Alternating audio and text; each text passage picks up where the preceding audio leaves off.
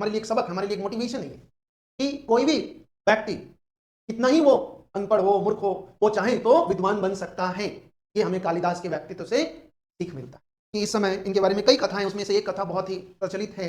एक बार एक राजकुमारी थी जो स्वयंवर रचाया था, और स्वयंवर ने शर्त ये रखी थी, विद्युतमा उस राजकुमारी का नाम मिलता है, विद्युतमा। स्वयंवर में यह शर्त रखी कि हमें जो ज्ञान विज्ञान में परास्त कर देगा हम उसी से विवाह करेंगे।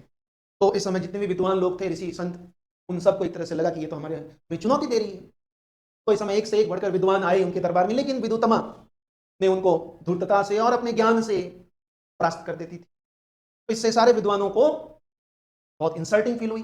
तो इस समय इन्होंने डिसाइड किया कि इनसे बदला लेना है।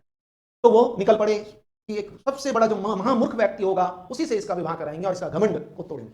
इन विद्वानों को एक मूर्ख दिखा जो जिस पेड़ के जिस डाल में बैठा था उसी डाल को वो काट रहा था, वो तो गिर जाएगा वो। तो विद्वानों को लगा कि यही है सबसे बड़ा महामूर्ख।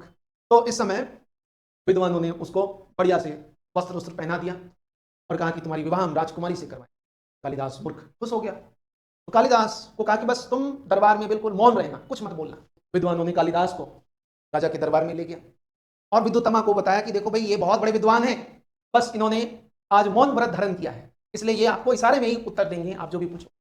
तो विद्युतमा ने कहा ठीक है। तो उसने इशारा किया। तो कालिदास ने कहा कि एक दिखा रहे हो, तुमने दो दिखाता हूं। तो विद्वानों ने समझाया कि दो का मतलब आपका ये है। फिर विद्युतमा ने 5 उंगली दिखाया। तो कालिदास को लगा कि ये तो हमें चाटा मारने का इशारा कर रही है। तो कालिदास ने उसको मुक्का दिखाया। तो विद्वानों ने समझाया कि इसका मतलब ये होता है। तो इससे क्या हुआ कि विद्युतमा प्रभावित हो गई, अरे इसको तो सब आता है। तो विद्युतमा की विवाह हो गया कालिदास से। और विवाह की रात को ही पता चल गया राजकुमारी को कि ये तो महामूर्ख है, क्योंकि वो ऊंट को जैसे संस्कृत में उष्ट्र बोलते हैं, तो वो बोल नहीं पा रहा था बेचारा। तो उसको समझ में आ गया उस राजकुमारी को कि ये तो महामूर्ख है। तो उसको इंसल्ट करके मार भगाया उसको वहां से। तो कालिदास इस अपमान को फिर कैसे कि भाई मुझे सिर्फ इसलिए कि मेरे पास ज्ञान नहीं है इसलिए मेरे मुझे इतना अपमानित कर। तो इस समय कहते हैं कि वो कालिदास काली माता जी के पास पहुंच गए और वहां काली माता की उपासना किया और काली माता से प्रसन्न हो गई, प्रभावित हो गई और उसको वरदान दिया। और उसने वरदान में मांगा कि मुझे भी विद्वान बना दो, और इस तरह से कालिदास विद्वान बने।